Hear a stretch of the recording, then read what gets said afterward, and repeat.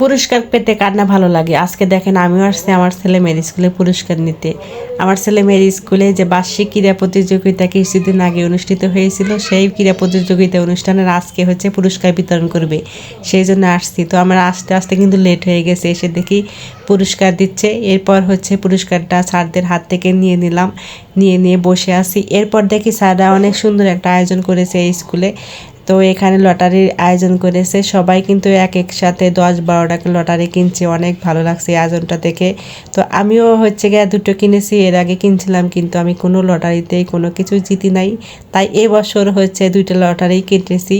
তো এরপরে হচ্ছে লটারি ছোটো বাচ্চাদেরকে দিয়ে উঠানো হচ্ছে, উঠিয়ে নাম্বারে যে মানে মানে মিল করাচ্ছে, যে যার নাম্বারের সাথে মিলে যাবে সেই কিন্তু হচ্ছে পুরস্কার পাবে লটারির।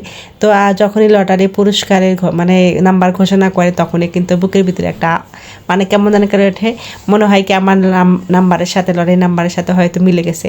এরপর হচ্ছে কি পুরস্কার নিয়ে যে ছেলে মেয়ে পেয়েছে, আমিও পেয়েছি, আমার মেয়ে তো হচ্ছে মহা খুশি যে এটা আম্মু পেয়েছে, এটা আমি পেয়েছি, এটা ভাইয়া পেয়েছে, এগুলো কথা বলতেছে। তো মহা খুশি সে। এর আগেও কিন্তু অনেক গিফট পেয়েছে, এর আগেও কিন্তু আপনাদের সাথে অনেক ভিডিও শেয়ার করেছি।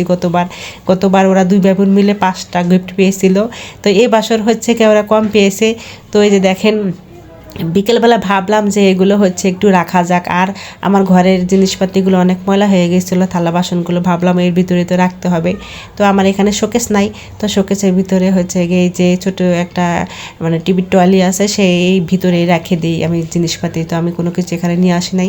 তো এই যে কয়েকটা প্লেট ছিল বের করলাম, আর আগেরই আমার ছেলে মেয়ে যে হচ্ছে মানে পুরস্কার পেয়েছে ওগুলো একটু বের করলাম। তো আমি ভাবতেছি যে যদি আরও কয়েকটা বাচ্চা কাচ্চা থাকতো, 5-6টা বাচ্চা কাচ্চা থাকতো, তাহলে কিন্তু আরও বেশি বেশি গিফট দিতে মানে গিফট পেতাম, একটা দোকানে দিতে পারতাম থালা বাসনের। এগুলো মানে বইলে আর কি মজা করতেছিলাম সবার সাথে।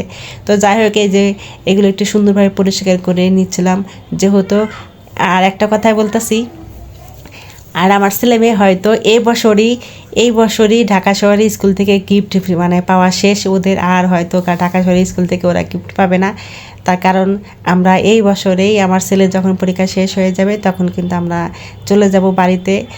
সেই জন্য এই কথাটা বললাম যে এই বছরেই হয়তো ঢাকা শহরের স্কুল থেকে আমার ছেলে মেয়ে গিফট পাবে, আর হয়তো ঢাকা শহরের স্কুল থেকে গিফট পাবে না। তাই এই জন্যই বলতেছিলাম। তো দেখেন কতগুলো গিফট এই যে আমার ছেলে মেয়ে পেয়েছে। তো এরপর সুন্দরভাবে একটু মানে শুকিয়ে নেব, যেহেতু পানিতে মুছেছি, সুন্দর একটু হালকা পাতলা একটু ফ্যানে বাতাসে মুছিয়ে তা শুকিয়ে তারপরে হচ্ছে রেখে দেব। তো যাই হোক, এরপর হচ্ছে গিয়ে একটু সুন্দরভাবে গুছিয়ে টুছিয়ে নিলাম। আমার মেয়ে বলতেছে আমরা এই কতগুলা গিফট পেয়েছে, সে তো মহা খুশি, আমিও খুশি যে এতগুলা গিফট পেয়ে ওরা। তো যাই হোক, এই যে গিফটগুলো শুকিয়ে গেছে, এখন সুন্দরভাবে উঠিয়ে রাখবো। তো যাই হোক, আজকে ভিডিওটা এই পর্যন্ত। সবাই ভালো থাকবেন, সুস্থ থাকবেন, আল্লাহ হাফেজ।